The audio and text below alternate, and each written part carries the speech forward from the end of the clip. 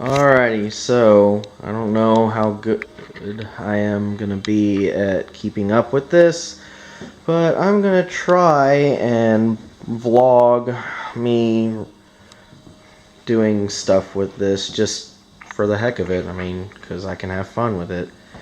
Anyways, what I've done so far, as you can see, is I've taken the tank off. I have actually replaced all the internal components in this little fuel petcock.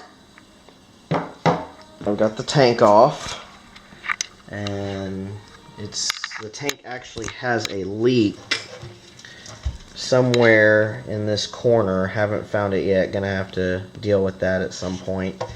But so far, done a compression test. The left cylinder has horrible compression, and you won't be able to see it on the camera, but I looked down in that cylinder, and basically it's got all sorts of oil gunk in it, so it's bad. I've got spark, which is good. Went ahead and took the carburetors off.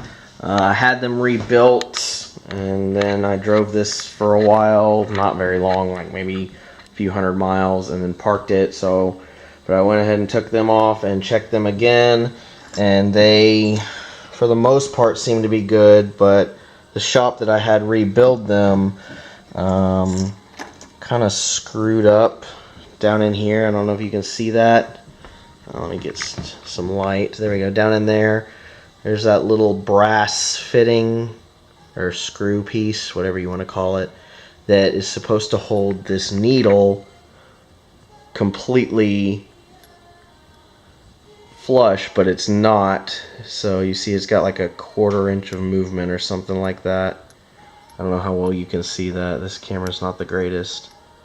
Anyways, it moves and it's not supposed to, so I had to order a new one of these because it's the threads on this part itself that are stripped, and that ran to the tune of about 80 bucks, which is not awesome, but it is what it is.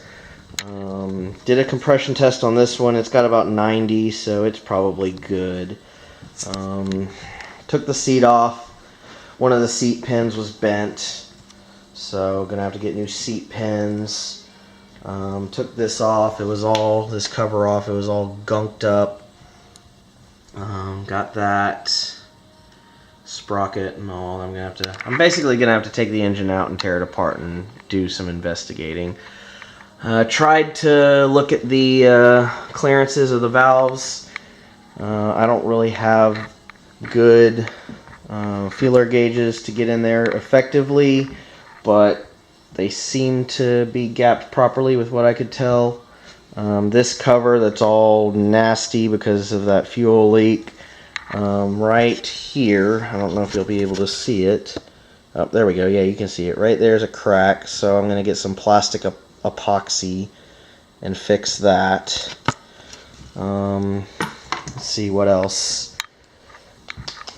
Trying to think.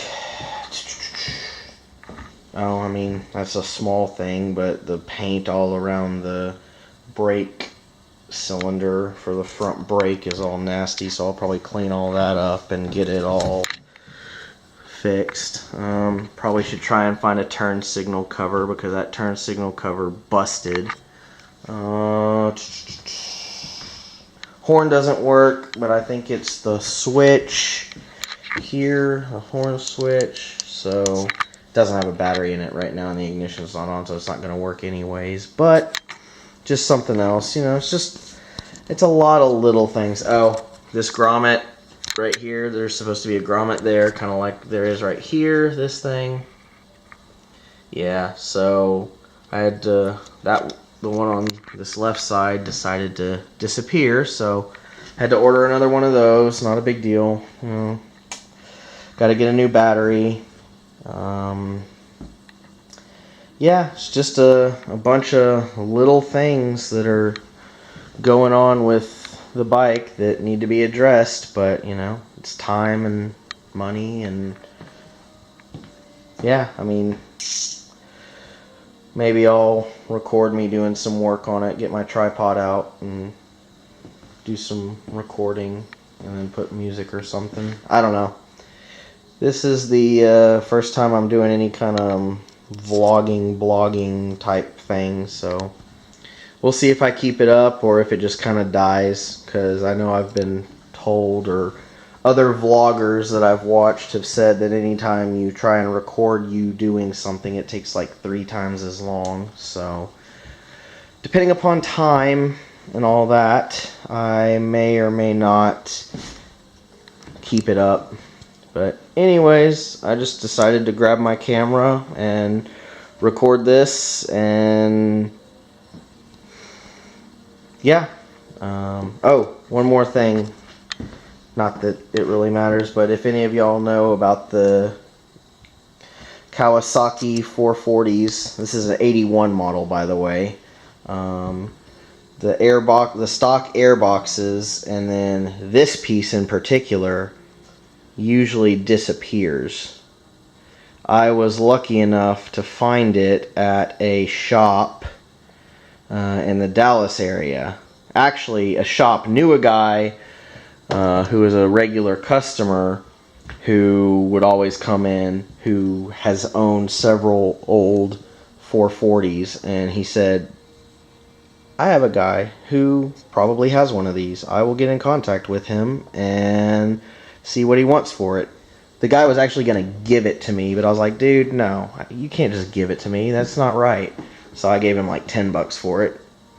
That was a blessing, because without that little box right there, this whole bike would have to have been rejetted, and more work than I really wanted to do, because I'm trying to keep this thing stock, you know. Some people are like, turn it into a cafe racer and make it all streamlined, and I'm like, nah, I just want to leave it stock. I like the way it looks stock.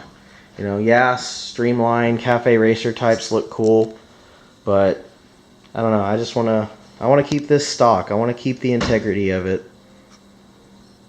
So, you know, it's my bike. I'm going to do with it what I want.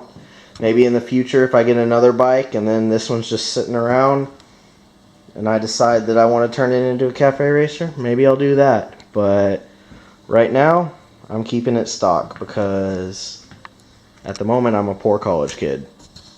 So until I get working, I'm going to try and get this thing back up and running for as cheap as possible, but while still doing everything the right way, because nothing worth doing is not worth doing right. Sorry, I was trying to hold back that cough, but it didn't work. Anyways, so yeah. Again, if any of y'all are wondering, I mean, not that y'all probably are, but I'm using a Nikon Coolpix 212. It's the shockproof, waterproof camera. It's one that I got to go to the desert with me, because I didn't want sand and stuff getting in it, and I wanted to be able to drop it and beat it up, and, you know, I didn't know what all I was going to be doing while over in the desert, so I wanted to have something that I didn't have to worry about getting destroyed. Anyways, I'm just rambling on now. I'm not even talking about the bike, so I'm going to go ahead and end this video. Later.